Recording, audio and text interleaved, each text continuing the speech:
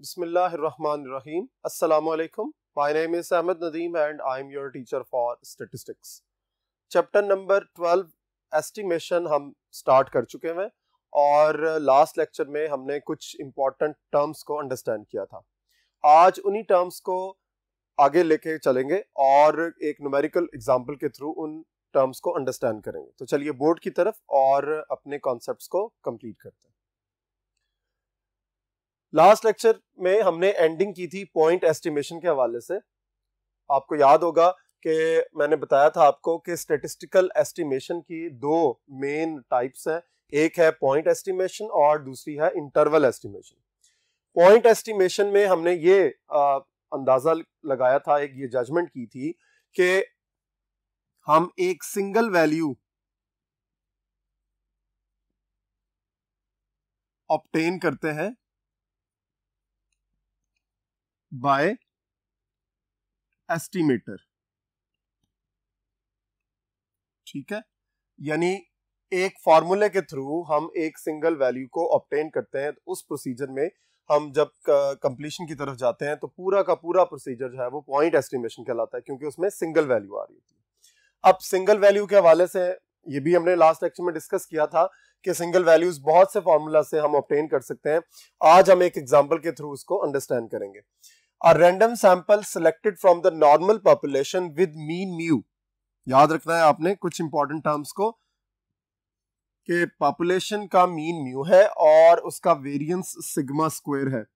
Gave values, अब ये याद रखना है कि ये पॉपुलेशन की वैल्यूज के बारे में बात नहीं हो रही है। उसने कहा आ रैंडम सैंपल गेव वैल्यूज, यानी एक ऐसा रैंडम सैंपल जिसकी वैल्यूज जो है वो 25, 31, 23 से लेकर 30 तक है।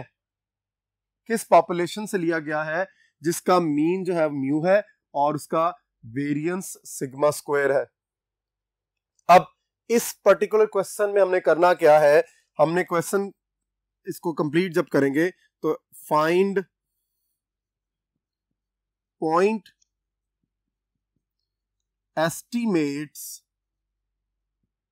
of population mean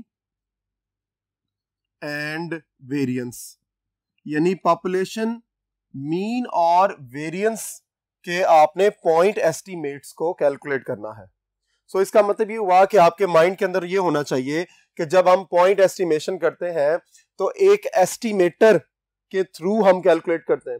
सो यहां पर पॉइंट एस्टिमेट्स को कैलकुलेट करने के लिए हमें जरूरी है कि हम जजमेंट करें या अपने माइंड के अंदर रखें कि हमारे पॉइंट एस्टिमेटर्स कौन से होंगे। तो जब सोल्यूशन इसका करेंगे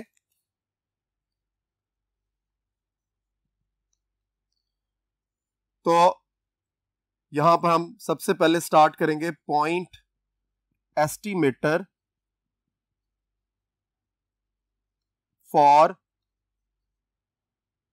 पॉपुलेशन मीन, और जिसको हमने म्यू कहा था।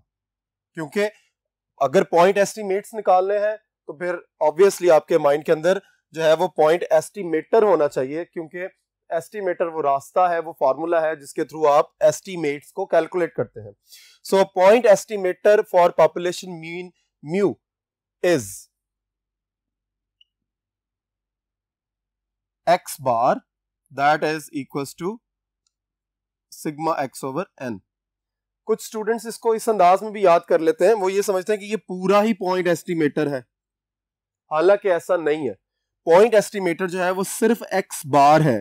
ये आज आपने ये बात याद रखनी है कि पॉइंट एस्टिमेटर x बार है, जिसका फॉर्मूला आगे जो उसका रिलेशन है वो ये बनता है कि सिग्मा x ओवर n, यानी आपके पास जितनी भी x की वैल्यूज अवेलेबल है उनको आप सम करेंगे, नंबर ऑफ वैल्यूज पर डिवाइड कर देंगे। तो चलिए आप लोग भी कैलकुलेटर निकालें और मेरे साथ इसको वेरीफाई करें और देखें कि जो पॉइंट एस्टिमेट निकलेगा मीन के लिए वो क्या होगा। मीन यानी म्यू के लिए जो पॉपुलेशन का है उसका आंसर क्या निकलेगा।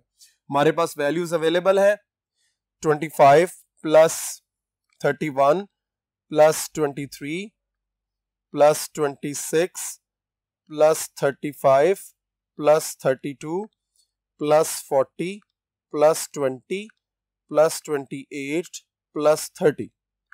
तो इसका आंसर है सिग्मा एक्स का। इसको हम थोड़ा सा पैटर्नाइज भी कर लेते हैं ताकि आपको अंदाजा हो। 25 plus 31 plus 23 plus 26 plus 35 plus 32 plus 40 plus 20 plus 28 plus 30। इसको सम करेंगे और नंबर ऑफ वैल्यूज पर डिवाइड कर देंगे। टोटल वैल्यूज देख लीजिए 1 2 3 4 5 6 7 8 9 और 10।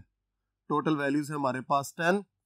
इसका जो सम हमने कैलकुलेट किया था दैट इज 290 डिवाइडेड बाय 10, तो आंसर आ गया 29। हेंस आप यहां पर एक स्टेटमेंट लिखेंगे, hence point estimate of population mean is 29। आप जरा गौर से देखिए, एक सिंगल वैल्यू निकली है, इस चीज का आपके पास प्रूफ भी आ गया। इसीलिए एग्जांपल ये रखी गई ताकि आपको अंदाजा हो कि इस सिंगल वैल्यू का मतलब क्या है और इस एस्टिमेटर का मतलब क्या है। सो हमने एक पार्ट इसका कैलकुलेट कर लिया है कि पॉपुलेशन मीन के लिए हमने पॉइंट एस्टिमेट निकाल लिया है जो कि 29 कैलकुलेट हुआ है। अब नेक्स्ट बोर्ड की तरफ चलते हैं और जो सेकंड आपकी वैल्यू है पॉइंट एस्टिमेट की वो है वेरिएंस के लिए, और वेरिएंस को हम नेक्स्ट बोर्ड पर कैलकुलेट करते हैं।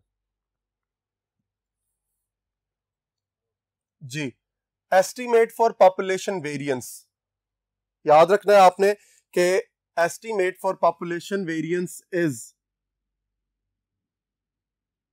S square. ठीक है, कैपिटल एस स्क्वायर है और उसका एस्टिमेटर यानी फॉर्मूला जो है वो क्या है, sigma x minus x bar square divided by n. चूंकि पॉपुलेशन वेरिएंस की बात हो रही है तो हम फिर उसके वेरिएंस को ही कैलकुलेट करेंगे थ्रू एस्टिमेटर। ठीक है, सो हमने x की वैल्यूज जो है वो सीक्वेंस में लिख दी है 25, 31, 23 एंड सो ऑन 30 जो आपके पास डेटा में अवेलेबल थी। ठीक है, अब इन वैल्यूज को यूज करेंगे और अकॉर्डिंग टू दिस एस्टिमेटर, जो एस्टिमेटर आपने फॉर्मूला लिख लिया है उस फॉर्मूले को यूज करेंगे। n is the total number of values और x माइनस एक्स बार का मतलब यह है कि यहां पर आपने x बार में से x की वैल्यूज को माइनस करना है। ठीक है, ये सारी वैल्यूज है आपके पास। x आपका टाइटल है मेन और दूसरा टाइटल होगा x माइनस एक्स बार, और फिर उसके बाद नेक्स्ट कॉलम आप कैलकुलेट करेंगे x माइनस एक्स बार का स्क्वायर। ठीक है, आपको याद होगा x बार हमने क्या कैलकुलेट किया था इससे पहले पिछले बोर्ड पर, that is 29। That was the point estimate of population mean। अब हम population variance के लिए estimate को calculate करने लगे हैं through estimator x minus x bar whole square over n। So क्या करेंगे हम 25 में से 29 माइनस करेंगे, आंसर आएगा -4 और इसका स्क्वायर करेंगे तो 16। 31 में से 29 माइनस करेंगे, आंसर आएगा 2 और स्क्वायर करेंगे तो 4। 23 में से 29 माइनस करेंगे तो -6 और स्क्वायर करने के बाद 36। 26 में से 29 माइनस करेंगे इट इज -3 और स्क्वायर 9। फिर 35 में से माइनस करेंगे 29 को। ठीक है, तो इसका आंसर आ जाएगा 6 और स्क्वायर आ जाएगा 36। आप देखिए, याद रखिए यहां पर एक्चुअली x माइनस एक्स बार का मतलब है 25 में से 29 माइनस कर रहे हैं हम, और ये प्रोसीजर जो है वो एंड तक चलेगा। 32 में से 29 माइनस करेंगे, आंसर हो जाएगा 3 और स्क्वायर होगा 9। 40 में से 29 माइनस करेंगे इट इज 11 और जब स्क्वायर करेंगे इट इज 121। 20 में से 29 माइनस करेंगे तो -9, लेकिन जब स्क्वायर करेंगे तो ये पॉजिटिव हो जाएगा और ये 81। 28 में से 29 माइनस करेंगे इट इज -1 और 1 इसका स्क्वायर। 30 में से 29 माइनस करेंगे, अगेन +1 और स्क्वायर भी +1। अब हमें इस लास्ट कॉलम का सम रिक्वायर्ड है। आप लोग भी कैलकुलेटर निकालें और मेरे साथ इसको वेरीफाई करें। हम चलेंगे 16 से स्टार्ट करेंगे। 16 + 4 + 36 + 9 + 36 + 9 + 121 + 81 + 1 + 1. So it is 314. ठीक हो गया। अब अकॉर्डिंग टू द एस्टिमेटर, याद रखिए कि जब भी मैं एस्टिमेटर बोलूं तो आपके माइंड में फॉर्मूला आना चाहिए। ठीक है। According to the estimator, s square की वैल्यू यानी वो जो पॉइंट एस्टिमेटर एस स्क्वायर था उसके फॉर्मूले के मुताबिक हमने कैलकुलेशंस को परफॉर्म करना है। वैल्यूज को पुट अप करेंगे, 314 डिवाइडेड बाय n यानी 10। आंसर आ जाएगा आपका 31.4। हम यहां पे क्या कह सकते हैं? Hence the point estimate for population variance जो कि सिग्मा स्क्वायर है इज 31.4। देखिए, एस्टिमेशन क्या है? एक ऐसा प्रोसीजर जिसमें हम जजमेंट करते हैं, कैलकुलेशंस करते हैं पॉपुलेशन पैरामीटर की वैल्यूज को जो कि अननोन है। गौर से देखिए कि हमारे पास सैंपल की वैल्यूज थी, पॉपुलेशन का मीन और वेरिएंस अवेलेबल नहीं था, लेकिन हमने थ्रू एस्टिमेटर्स ये जजमेंट कर ली कि जो वैल्यूज हमारे पास गिवन थी, जिस पॉपुलेशन से वो वैल्यूज हमने ली थी एज ए सैंपल, उस पॉपुलेशन का मीन एस्टिमेटेड वैल्यू वो क्या है 29, और उसी पॉपुलेशन के वेरिएंस की एस्टिमेटेड वैल्यू क्या है 31.4। प्रोसीजर को माइंड के अंदर रखना है। अगर आप प्रोसीजर को माइंड के अंदर रखेंगे तो आपके कॉन्सेप्ट्स भी बहुत अच्छे तरीके से क्लियर रहेंगे। यानी हमने एस्टिमेशन में एक एस्टिमेटर सोचना है, उसको लिखना है, उसके फॉर्मूले को माइंड के अंदर रखना है, और फिर अकॉर्डिंग टू दैट एस्टिमेटर हमने सैंपल की वैल्यूज को यूज करके हमने अपनी एस्टिमेशंस को कंप्लीट करना है। और चूंकि ये सिंगल वैल्यूज आ रही हैं, गौर कीजिए कि एक्स बार की वैल्यू भी एक वैल्यू है और वेरिएंस सिग्मा स्क्वायर की वैल्यू जो कि हमने एस स्क्वायर के थ्रू कैलकुलेट की वो भी एक ही वैल्यू है। इसी वजह से हम ये कहते हैं कि ये पॉइंट एस्टिमेशन का प्रोसीजर है, क्योंकि पॉइंट एस्टिमेशन के अंदर हम एक सिंगल वैल्यू कैलकुलेट करते हैं for a particular parameter. Parameter mean यानी म्यू है तो उसकी एक वैल्यू आ रही है 29, और पैरामीटर सिग्मा स्क्वायर है आपका, उसका एस्टिमेटर एस स्क्वायर था और हमने उसकी कैलकुलेशन की और आंसर आ गया 31.4। नेक्स्ट बोर्ड की तरफ चलते हैं और मजीद अपने कॉन्सेप्ट्स को क्लियर करते हैं। जी, नेक्स्ट हमारा टॉपिक है अनबाइस्डनेस। अनबाइस्डनेस क्या चीज है? The distribution of estimator should be centre. जरा कॉन्सेप्ट को अंडरस्टैंड करना है, अनबाइस्डनेस किस तरह प्रोड्यूस हो रही है और अनबाइस्डनेस क्या चीज है, इसके लिए बैकग्राउंड को अंडरस्टैंड करना है। क्योंकि आप लोगों को पता है कि कोई भी डिस्ट्रीब्यूशन हो, डिस्ट्रीब्यूशन ऑफ एन एस्टिमेटर यानी कोई एस्टिमेटर बनता है, उसकी आगे डिस्ट्रीब्यूशन बनती है, चाहे वो एस्टिमेटर जो है वो मीन हो, चाहे वो एस्टिमेटर वेरिएंस का हो, ठीक है, should be centered at the value of parameter to be estimated. यानी जो पैरामीटर आपने एस्टिमेट करना है, ठीक है, उसकी वैल्यूज के हिसाब से क्या होना चाहिए, उसको should be at the centre. ठीक है, सेंटर्ड होना चाहिए। सेंटर्ड क्यों होना चाहिए? क्योंकि हम ये सोचते हैं कि आमतौर पर जो सेंट्रल वैल्यूज होती हैं वो ट्रू रिप्रेजेंटेटिव वैल्यूज होती हैं।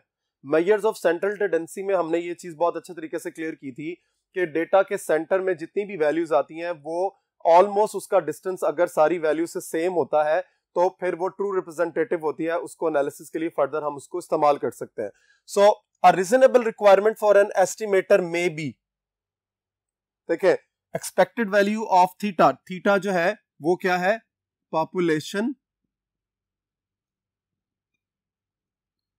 पैरामीटर। ठीक है, यानी अगर किसी एस्टिमेटर की जो डिस्ट्रीब्यूशन बन रही है, हम इसकी बात कर रहे हैं the distribution of an estimator, ठीक है, अगर उसकी एक्सपेक्टेशन निकाल लें और वो एक्सपेक्टेशन जो है वो पॉपुलेशन पैरामीटर के इक्वल आ जाए, तो ये एक बड़ी रीजनेबल सी रिक्वायरमेंट है जो कि उस डिस्ट्रीब्यूशन के हवाले से हम सोचते हैं। यानी हम ये माइंड के अंदर रखते हैं कि अगर हम एक्सपेक्टेशन निकालें उस एस्टिमेटर की और उस एस्टिमेटर की एक्सपेक्टेशन यानी मीन निकालने से उसकी वैल्यू पॉपुलेशन पैरामीटर के इक्वल आ जाए, तो फिर हम ये कहते हैं कि ये एक अच्छी रिक्वायरमेंट है जो हमारी पूरी हो गई, जो हमारे माइंड के अंदर एक सूटेबिलिटी थी वो क्लियर होगी। ठीक है, क्योंकि हम ये सोचते हैं बिकॉज, ठीक है, बिकॉज हम ये चीज सोचते हैं कि एक्सपेक्टेशन का उसकी पॉपुलेशन पैरामीटर के इक्वल आने की वजह से हमारी जो वैल्यू है वो ज्यादा एक्यूरेट है और वो ज्यादा सूटेबल है प्रेजेंटेशन के लिए, आगे फर्दर एनालिसिस के लिए। ठीक है, और यही वो सिचुएशन है, यानी कौन सी सिचुएशन के अगर, यानी हम ये कहते हैं इफ, क्या चीज, expected value of estimator is equals to population parameter, then this is called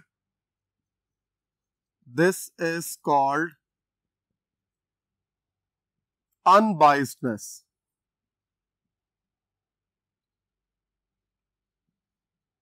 ठीक है, सो हम ये कह सकते हैं कि अगर एक्सपेक्टेड वैल्यू आप कैलकुलेट करें और वो पॉपुलेशन पैरामीटर के इक्वल आ जाए, तो इस पूरी सिचुएशन को, इस पूरे क्राइटेरिया को या इस पूरे यूं कह लो कि एटमॉस्फेयर को हम क्या कहेंगे, अनबाइस्ड सिचुएशन। सो माइंड के अंदर रखें कि पॉपुलेशन पैरामीटर की वैल्यू जो आपके माइंड के अंदर है और वो इक्वल आ जाए सैम्पलिंग डिस्ट्रीब्यूशन जो आपने जनरेट की है उसके सैंपल स्टैटिस्टिक के हवाले से बात हो रही है। ये जो आपका एस्टिमेटर टी है ये वही सैंपल स्टैटिस्टिक है। ठीक है, इस सैंपल स्टैटिस्टिक की जो डिस्ट्रीब्यूशन बनी है उसका मीन कैलकुलेट करते हैं और वो पॉपुलेशन पैरामीटर के इक्वल आ जाता है, देन इसका मतलब है दिस इज अनबाइस्ड सिचुएशन। ठीक है, और ये जो अनबाइस्ड सिचुएशन है it is refers to the desirability of the sampling distribution. हमारी ये डिजायर है of an estimator being centered at the parameter to be estimated, यानी हम ये डिजायर रखते हैं अपने माइंड के अंदर कि जब भी हम कोई सैंपल स्टैटिस्टिक बनाएं और उस सैंपल स्टैटिस्टिक से सैम्पलिंग डिस्ट्रीब्यूशन को जनरेट करें, वही sampling distribution actually the probability distribution होती है जो आपको इससे पहले इसका अंदाजा है।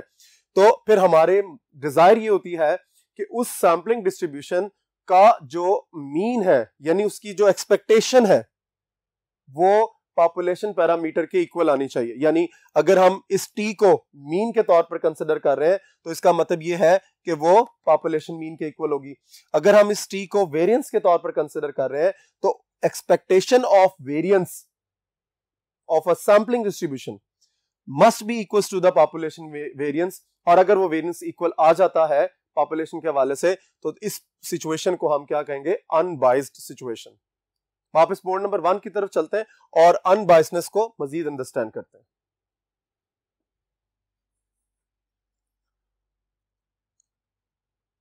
अनबाइस्ड सिचुएशन को अंडरस्टैंड करने के बाद नेक्स्ट हमारे पास जो टॉपिक है वह है अनबाइस्ड एस्टिमेटर। देखिए, अनबाइस्ड सिचुएशन को माइंड के अंदर रखेंगे तो ये बहुत इजीली आपको क्लियर हो जाएगा। अनबाइस्ड एस्टिमेटर का मतलब ऐसा एस्टिमेटर जो अनबाइस्ड सिचुएशन में इस्तेमाल हो रहा है। तो हम ये कह सकते हैं an estimator is unbiased if mean of its sampling distribution is equals to the population parameter to be estimated. यानी जो पॉपुलेशन पैरामीटर एस्टिमेट किया जा रहा है उसी पॉपुलेशन पैरामीटर का जो स्टैटिस्टिक निकाला गया है और फिर उसकी सैम्पलिंग डिस्ट्रीब्यूशन बनाई गई है, देन मीन यानी उसकी एक्सपेक्टेशन उसी पॉपुलेशन पैरामीटर के इक्वल आ जाए तो फिर हम उस एस्टिमेटर को क्या कहेंगे, अनबाइस्ड एस्टिमेटर। सीक्वेंस छोटा सा माइंड के अंदर रखना है कि सैंपल्स जनरेट होंगे। ठीक है, सैंपल्स जनरेट होने के बाद कोई स्टैटिस्टिक निकालेंगे आप।